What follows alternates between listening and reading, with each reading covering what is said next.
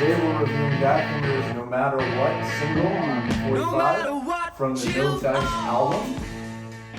And this one's a bit unique. In the US, the B-side was Carry On Till Tomorrow. And in the UK and Japan and most of the world, it was released with Better Days as the B-side. So we'll talk about both versions. So No Matter What is the definition of a power pop song. It starts off very thin and direct, Pete Ham voice with the snarling guitar.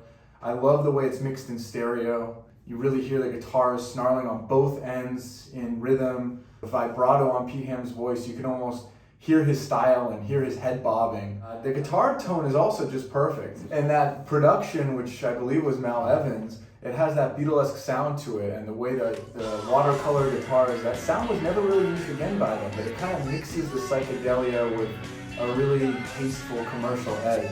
The ending is the last thing everyone always talks about. I love the way it's built up. You have the chorus, you have the echo, all of these things, the backing harmonies, everything builds and builds, and then they take it away just as quick. And you're left to absorb how much of a song they built up there. Compared to so many other songs from this era, this No Matter What just sounds so relevant and so edgy. What are your thoughts? I think it's a stunning record, actually, and a historical record almost, and just it hasn't really aged. This song is the birth of Badfinger.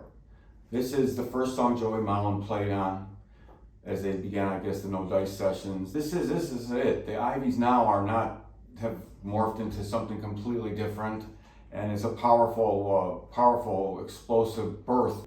And like most people, you just fall in love with the record. Pete Ham vocal is just, his vocals really always were, but melodically in this song, it grabs you and never really lets go. And that goes for the harmonies too, which are throughout. Just the hand claps, No Matter What, and the Beatlesque tone too, was harking back to the early Beatle records. That's what they played upon. It was 1970, and you had the aching space where the Beatles had been. So the timing was good. It's the beginning of their break with the past. Love it. So in the US, in the first version that was released, and what was kind of the debut version of No Matter What in the world, Carry On Till Tomorrow was the B-side. What are your thoughts on that as a B-side?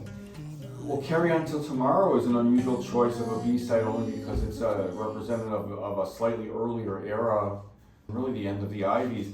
Carry On is a beautiful song, beautiful vocals, and a beautiful harmony. It was a heck of a record to come up and write on demand for the movie Magic Christian, which I guess they were capable of doing when Paul requested it. They delivered. The guitar break in it when Pete Ham plays was really a portent to me of bigger things to come. There's just a ripping guitar break in it, which is being affected by the buildup of the orchestration, which is, I think, done just about enough, and really a haunting song and a beautiful song.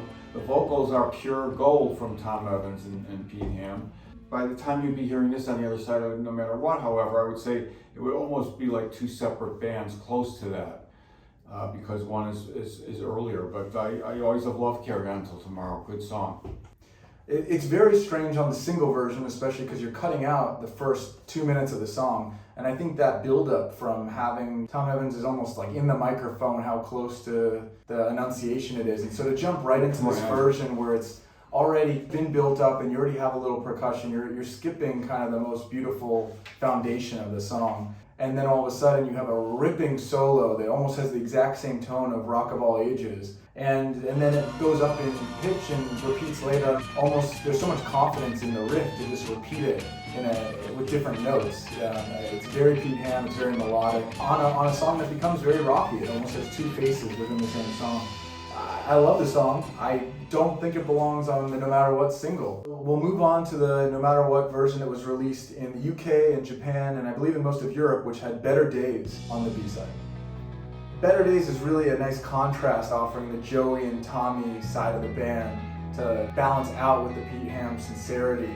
It has a more countryish feel to it, but it's a great rock song.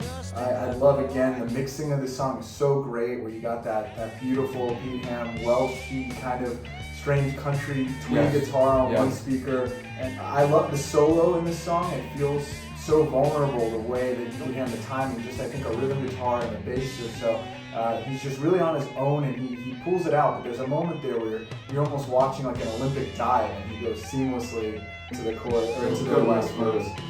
The weird thing to call out about the vinyl version is the way that it modulates halfway through the song. We've never really figured out the reason for that. That's an anomaly of Badfinger Collectors that was done, and there's a version of them lip syncing this. Yes. So not sure about that one, I but think worth they laugh calling about out.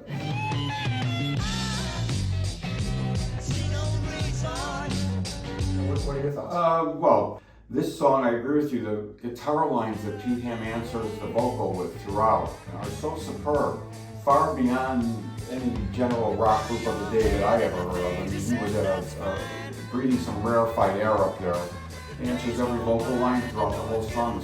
One thing I would add about the middle part, it almost had an I Feel Fine, even the riff. It was reminiscent without being a dead lift of it. Like a lot of Joey things, it's an original. That's how I look at it. That's a good influence to have. The ending of the song we're very reminiscent of a new type of Beatle woo, but it wasn't exactly that octave up with a low voice underneath it. It got to you. It was a thrilling ending to the song. And so now we'll do a rating. I don't think this one will be too controversial. We're both big fans of the song. But let's pick the version of the single that you think is most suited for No Matter What, and then let's rate it out of 10. Nobody loves Carry On Till Tomorrow more than me, but without a moment's hesitation, I would put Better Days on the other side of No Matter What, being two songs from the exact same unbelievable band. And I give it a rating of a 9. And I would also give it a 9. I think we're in agreement, and a very strong 9. I think this is, as a 45, potentially their strongest single. No Matter What is the song that, with full confidence, I show it to someone, they love it, always they know what Badfinger is from that song. And no matter how high some of their other songs charted, and even if they were featured in certain shows or movies, I can always count on No Matter What to convert people to fans.